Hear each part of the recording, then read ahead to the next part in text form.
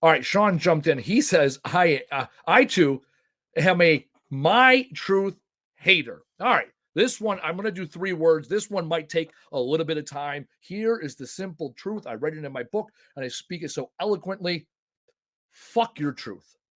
And I mean that in the nicest way possible. We have all these people, they're saying, my truth this, my truth that. Here's the deal truth is rooted in fact.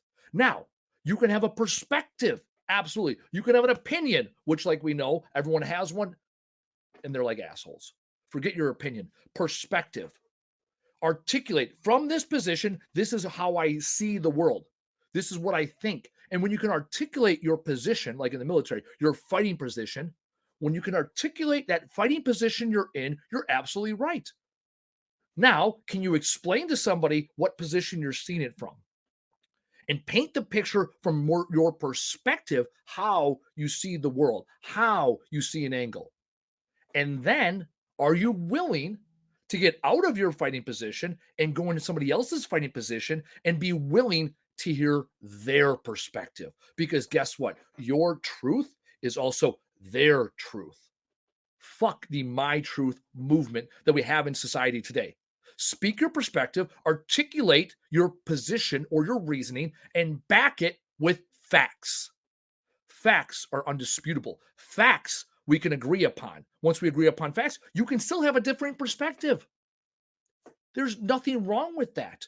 You can have 2 people take the same stat, the same data that they agree is logical data, and still come up with 2 different perspectives that can both be correct.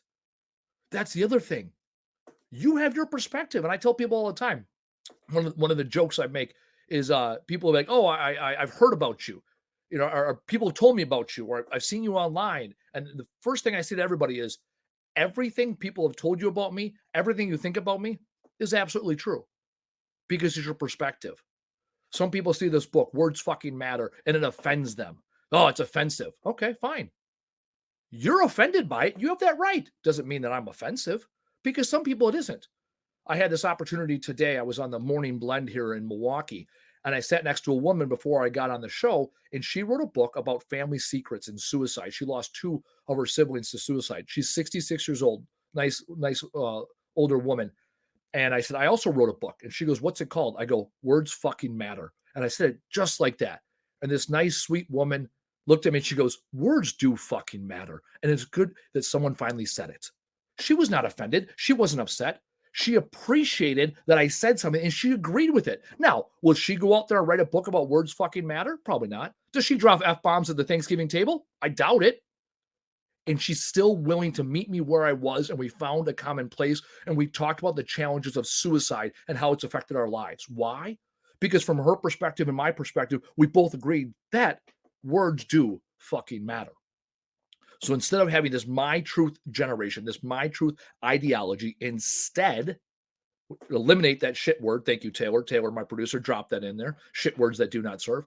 Instead, change it to this is my perspective and then articulate what you see, how you feel, even how you got there, right? Your values, your beliefs, those things within your self-conscious that drive your perspective. Absolutely. When you can articulate that, someone else can then join you on the journey. If you simply say, well, this is my truth and fuck your truth, you're not being open to hearing a second perspective. And now you're not conversing with somebody. You're not having civil discourse. You're yelling to be heard. And it goes away from that old adage of seek first to understand before being understood. You're spending all your time, all your energy being understood. And something I heard last week in counseling, in talking about relationships, my counselor and I talked about it. And she said, it's not even about being understood. It's about being accepted. There are things that people around you are going to do that you might not understand. You might not agree with. You might not like. And you can still accept that person for who they are.